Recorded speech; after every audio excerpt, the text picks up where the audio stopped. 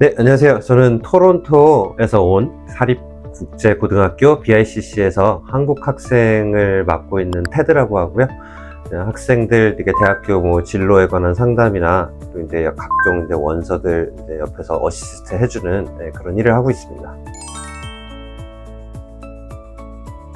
사립고등학교죠. 그래서 이제 일반적인 공립고등학교랑은 좀 분위기가 다른 편이에요. 저희 학교 오는 학생들은 대부분이 이제 국제학생, 유학생이고, 그리고 학생들의 이제 우선적인 목표가 명문대에 입학을 하는 게 1차적인 목표가 되기 때문에 아무래도 저희 학교는 공립과 똑같은 과목들을 가르치고 똑같은 이제 교육 커리큘럼 안에서 진행이 되지만은 아무래도 학교의 좀 포커스는 대학교 입시에 이렇게 좀 맞춰져 있습니다. 그냥 입시 쪽에 포커스가 잡혀 있고 아이들의 방향도 그렇기 때문에 좀 대학교 프로그램에 관한 뭐 리서치라든가 여러 가지 정보를 공유한다든가 아니면 이제 대학교 원서 작업하는 걸 제가 옆에서 또 같이 도와주고 이제 같이 달리고 이런 쪽으로 좀 명성이 올라간 학교다라고 생각하시면 될 것 같습니다.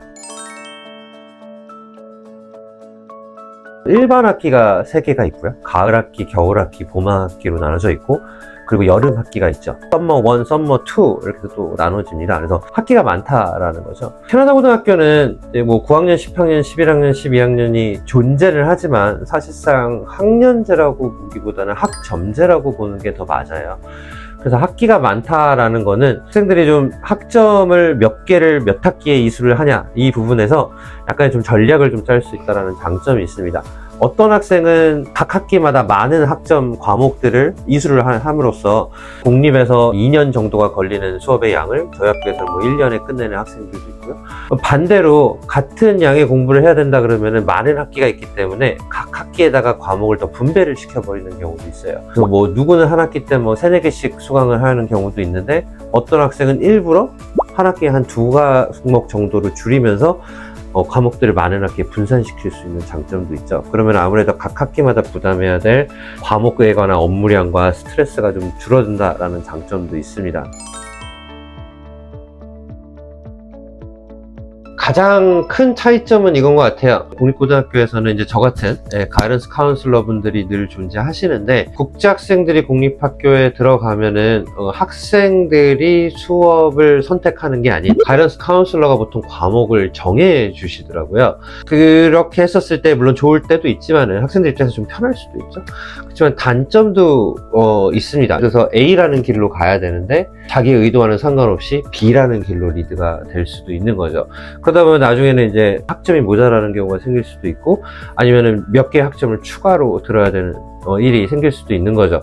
BICC는 그냥 원래 정석의 스타일을 좀 고수를 하는 편이에요. 국제 학생이어도 자기가 스스로 수강 신청을 하는 시스템을 저희가 제공하고 학생들이 좀 익숙해지라고 하는 편이에요. 이게 사실 나중에 대학교 가서 수업 선택할 때도 좀 도움이 되는 거거든요. 학생들이 좀 스스로 결정을 하라고 하는 편이고요. 이게 좀 아이들의 좀 독립심을 키우는 데도 도움이 되고 학생들 입장에선 자기가 결정을 하고 그거에서 책임을 져야 되기 때문에 아이들이 또 미리 리서치도 좀 많이 하고 또 친구들이랑 선배들이랑 또 정보 공유도 하면서 꿀팁을 들으면서 자기한테 가장 유리한 그런 스케줄을 만들려고 하죠. 그게 굉장히 큰 차이인 것 같고요.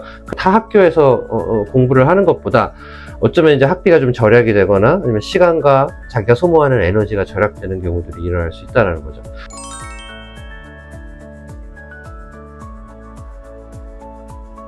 캐나다 내에서 그냥 온타리오 밖에 있는 주에서 공부를 하다가 넘어오는 그런 고등학생들은 답만 먼저 드리면 걱정할 게 하나도 없다 라고 얘기를 하는 게 맞는 것 같고요.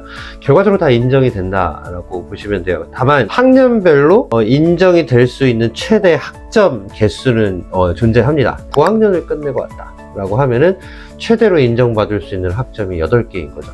그리고 뭐 10학년을 끝내고 왔다 그러면은 최대로 인정받을 수 있는 학점이 16개인 거고, 그게 어느 주에서 오든 설령 뭐 한국에서 오든 아니면 다른 나라에서 왔던 경우에도 다 똑같습니다. 그래서 몇 학년을 끝냈고 끝낸 학년에 맞춰서 인정받을 수 있는 최대 학점 수까지는 저희가 인정을 해 주려고 늘 노력을 하는 편이고요. 기본적인 이전 학업 기록이 있다라고 하면은 급식으로 얘기하면 낙제 같은 그런 경우가 아니다라고 하면은 전부 다 학점으로, 그러니까 최대 학점도 인정을 해준다라고 보시면 될 것 같습니다. 캐나다 내 타 주에서 오는 학생들이랑 거의 비슷한 경우다라고 보시면 되고요. 역시 한국에서 몇 학년을 끝내고 오느냐 우선적인 기준일 거고, 그 안에서 이제 몇 과목을 패스를 했느냐에 따라서 이제 학점 인정이 되는 거죠. 근데 이 부분에서 한국 학생들이 걱정을 진짜 많이 하시는 분들이 있어요. 왜냐면은 이제 한국은 교육 시스템이라는 게 내신 시스템도 있지만은, 대학을 목표로 학업을 진행한다라고 가정했었을 때 내신에는 조금 이제 집중을 덜 하고, 아니면 이제 수능 쪽으로 또 집중을 많이 하는 학생들도 있거든요. 그런 학생들은 상대적으로 내신이 좀 낮기 때문에 혹시 자기가 좀 학점을 덜 인정받지 않을까라고 걱정을 하는 경우가 있기는 해요. 너무 그렇게 걱정할 필요가 없다라고 저는 말씀을 드리고 싶고요. 저희 학교 기준으로 설명드리면은 이제 한국이 절대평가가 아닌 상대평가다라는 것도 인지를 하고 있고, 설령 어떤 학생이 어떤 과목에서 뭐 한 40점, 30점을 받는 경우가 있을 수도 있죠. 100점 만점에.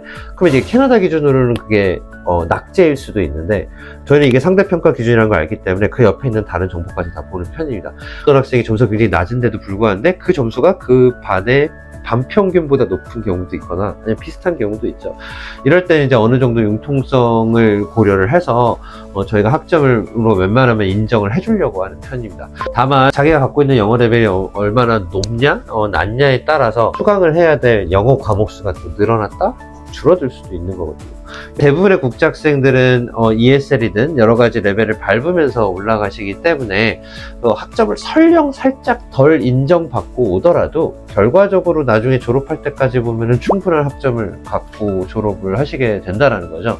그래서 그런 쪽으로는 너무 걱정을 안 하시는 게 좋고, 차라리 그 걱정할 시간에 IELTS 공부를 좀 미리 열심히 해라 라고 좀 잔소리 아닌 잔소리를 좀 드리고 싶습니다.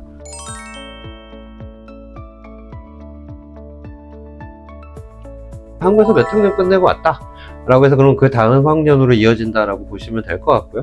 학년에도 이제 별로 이렇게 신경 쓰실 필요는 없는 것 같고, 결과적으로 이제 학점이 더 중요하다 라고 보시면 될 것 같습니다.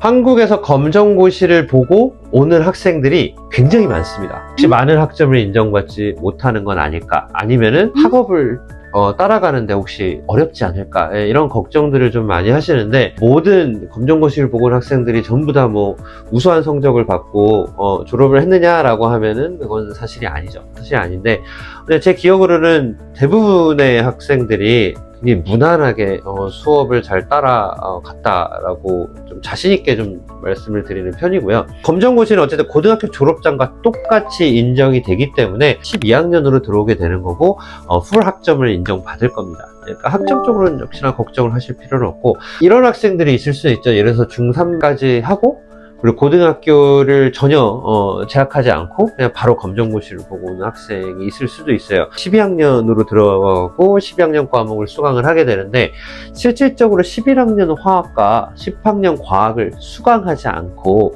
그걸 검정고시라고 하는 뭔가 하나의 시험으로서만 공부를 한 거기 때문에 아카데믹 레벨이 살짝 낮은 상황일 수도 있어요. 좀 따라가는 게 어려울 수도 있죠. 다른 건 12학년 과목으로 들어가도 화학만 11학년 과목으로 시작을 해도 되는 거죠. 대부분 너무너무 잘했기 때문에 그렇게 걱정할 필요는 없다. 다만 IELTS 공부는 하루빨리 시작을 해라.